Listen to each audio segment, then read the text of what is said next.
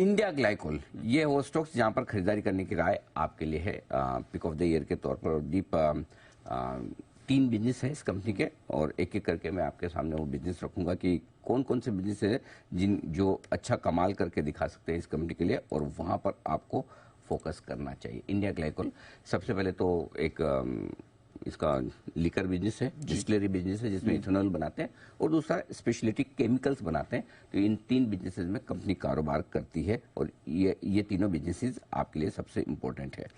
पहला, इथेनॉल में सबसे स्ट्रांग प्लेयर है, और आप अगर ग्रेन बेस्ड इथेनॉल में देखें लार्जेस्ट प्लेयर है।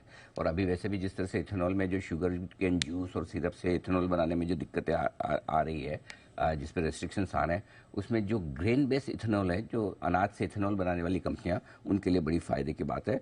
और ये largest grain based ethanol producer है, लार्जेस्ट है, और 24 करोड़ लीटर की इनकी सालाना क्षमता है। तो वो इनके लिए सबसे बड़ा एडवांटेज है।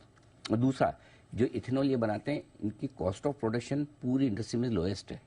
दूसरे प्लेयर्स के मुकाबले में 30% सस्ता ये बनाते हैं। तो इनकी ऑपरेशनल एफिशिएंसी भी उस वजह से दूसरी चीज। अब दूसरा बिजनेस है जो लीकर का है जी।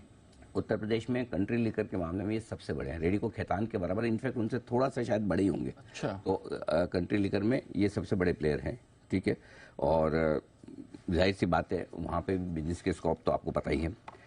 तीसरा है speciality chemical business. Speciality chemical business में एक इंटरेस्टिंग चीज जो हुई थी थोड़े समय पहले, दीप, इन्होंने क्या किया था, अपनी 51% स्टेक इन्होंने बेच दी थी क्लेरिएंट को। 49% अभी भी इनके पास है, और इनका जो एग्रीमेंट है उस हिसाब से वो चाहें तो इनके पास ऑप्शन है, वो 49% भी अगले आने वाले समय में वो क्लेरिएंट को बेच सकते हैं। तो या तो वो बेच देंगे, या फिर इनका इस बिजनेस को बड़ा करने का इरादा है क्लेरिएंट के साथ में आने की वजह से। इन आइदर केस ये बिजनेस अभी जो छोटा है कंट्रीब्यूट करना शुरू कर देगा।